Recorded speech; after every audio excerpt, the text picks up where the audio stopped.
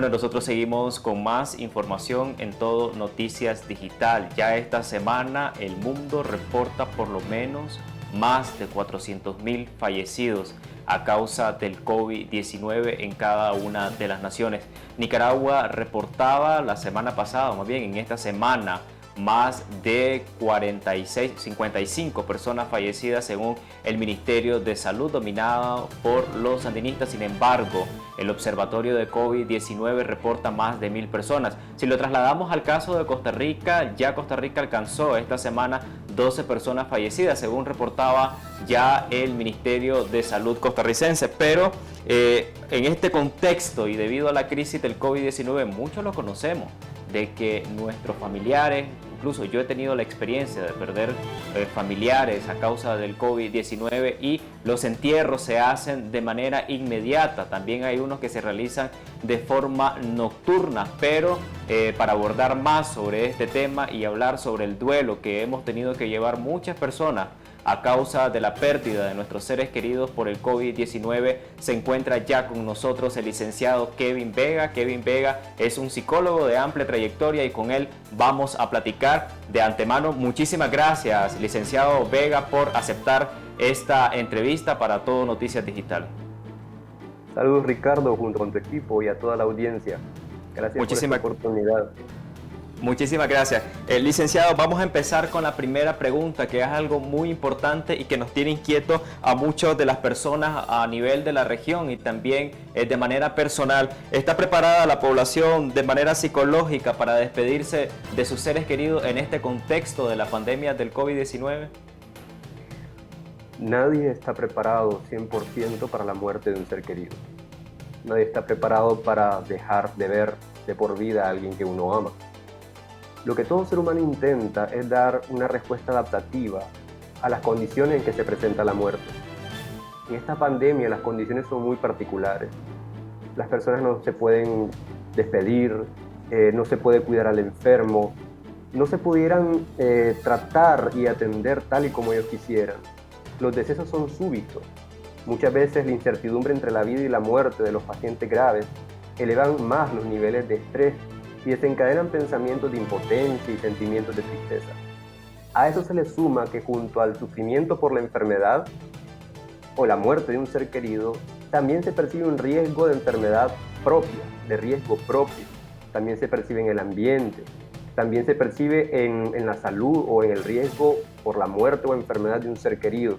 En otras palabras, nadie estaba preparado para que la muerte a causa de una enfermedad tocara tantas áreas a la misma vez. Licenciado, algo muy importante, usted decía ahí que nadie está preparado para perder a un ser querido en este contexto y en cualquiera de los contextos que se pueden vivir en la vida, pero ante este método y ante estos estrés que se han venido registrando debido a la pérdida de seres queridos, ¿qué métodos nosotros podemos recurrir, la audiencia, qué métodos puede recurrir para sobrellevar este duelo por la pérdida de un ser querido que se hace de manera abrupta, sin que haya un aviso previo de que la persona va a morir? Porque es diferente la muerte cuando tenemos a un familiar enfermo y que hemos visto el proceso con ellos y hemos sobrellevado con ellos el proceso de su salud cuando se va empeorando, cuando va desmejorando, pero en este sentido es muy diferente porque el paciente entra a un centro hospitalario y no existen visitas para este paciente. Entonces, ¿qué métodos nosotros podemos utilizar para sobrellevar esa pérdida por estos seres queridos y sobre todo este duelo en las familias? Primeramente, como te decía, esta situación es bien particular. No existe en cualquier tipo de duelo un método o una forma infalible para enfrentarse a la muerte y al duelo, ya que cada experiencia es única y depende mucho de la visión, de las vivencias previas que se tengan de la muerte. Sin embargo, existen unas pautas básicas que podrían ser útiles a las familias que están pasando por esta situación y a la cual me permito solidarizarme junto con tu equipo. Primeramente, podemos facilitar el desahogo. Toda expresión es válida. Nunca se debe cortar, minimizar, ridiculizar o criticar bajo ningún concepto. ¿Cómo podemos facilitar el desahogo? A través del respeto, la privacidad y la escucha atenta.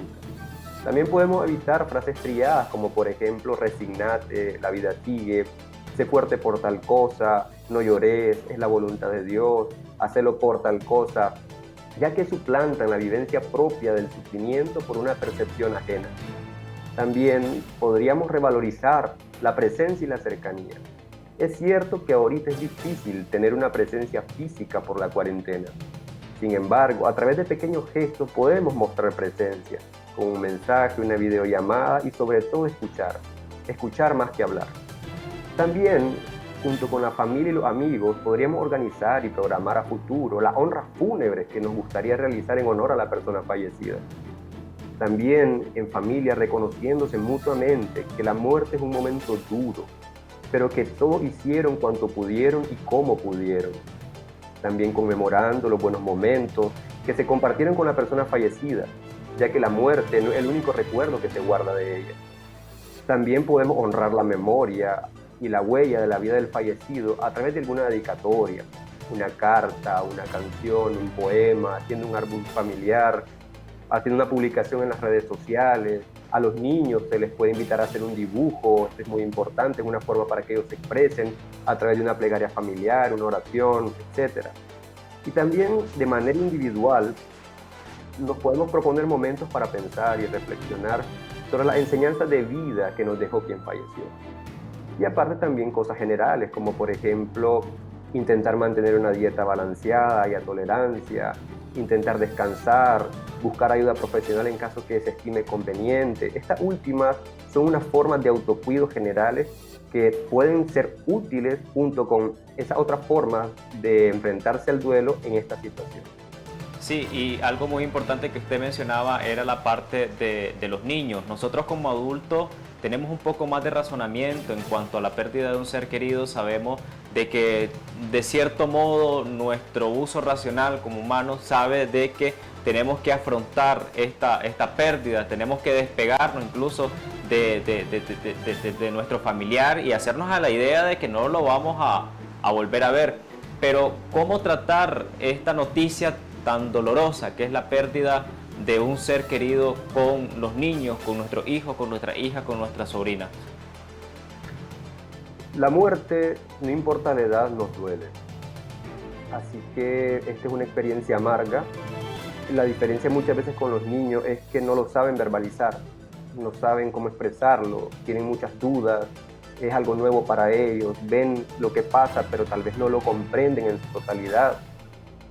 Pero vamos a abordar unas pautas que podrían ser útiles tanto para niños, tanto también para personas con discapacidad que se deben de incluir en estas situaciones que también se ven afectadas porque están dentro del círculo familiar. Primeramente, hablarles siempre en función de su capacidad de comprensión. Se deben responder todas sus preguntas, no se les debe de engañar, se les debe de decir ante todo la verdad. Preguntarles primero qué entienden de la enfermedad y de la muerte. Se les debe explicar que el familiar que falleció estaba muy enfermo, haciéndole énfasis en ese muy, para que cuando ellos o alguna otra persona se enferme, no crean automáticamente que enfermedad es igual a muerte. También jamás se les debe de infundir miedo. Se les debe dejar claro que ellos no tienen culpa alguna. Para explicarles la muerte se pueden hacer uso de ejemplos, como por ejemplo el ciclo de la vida de la naturaleza, como por ejemplo con las plantas. También se debe de aceptar y respetar sus emociones y su forma de expresarlas. No debemos también de ocultar nuestros sentimientos en su presencia. Muchas veces decimos, no voy a llorar delante del niño, pero podemos hacerlos parte. Le debemos hacer saber que a nosotros también nos duele, que nosotros también lloramos, que lo que sentimos es normal.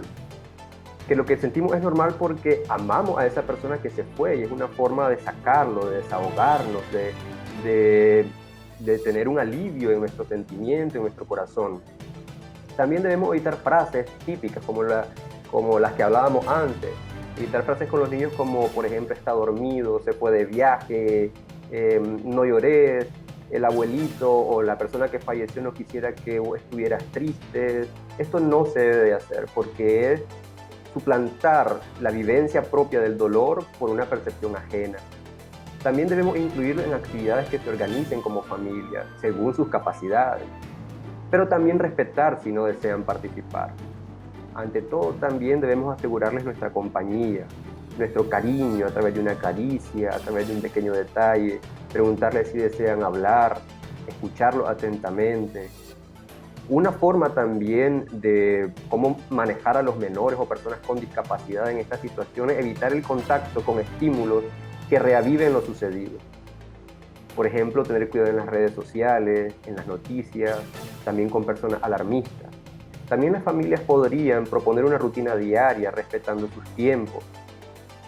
También se tiene que tomar en cuenta que es común que muchos niños vuelvan a hacer cosas que ya tenían superadas, como por ejemplo orinarse en la cama, no querer dormir solos.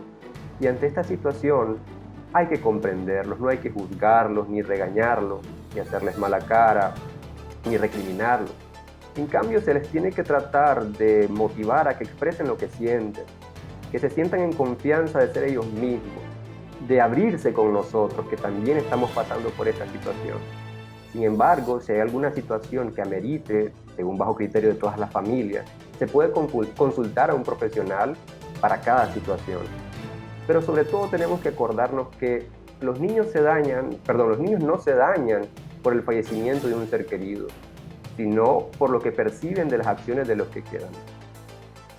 Bueno, muchísimas gracias, licenciado Kevin Vega. Él es un psicólogo de amplia trayectoria. Por cuestión tiempo, pues nosotros finalizamos esta entrevista sin antes agradecerle a usted su tiempo y su disposición para hablar de este tema que es muy delicado y que desafortunadamente lo vamos a ver durante todo el proceso de esta pandemia. Me queda nada más que agradecerle por su disposición para hablar con nosotros en Todo Noticias Digital.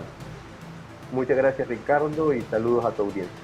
Muchísimas gracias. Bueno, nosotros desde Todo Noticias Digital queremos enviar nuestras condolencias y nuestra cercanía a todas las personas que han perdido a un ser querido, incluso 2 o más seres queridos en este contexto de la pandemia del COVID-19.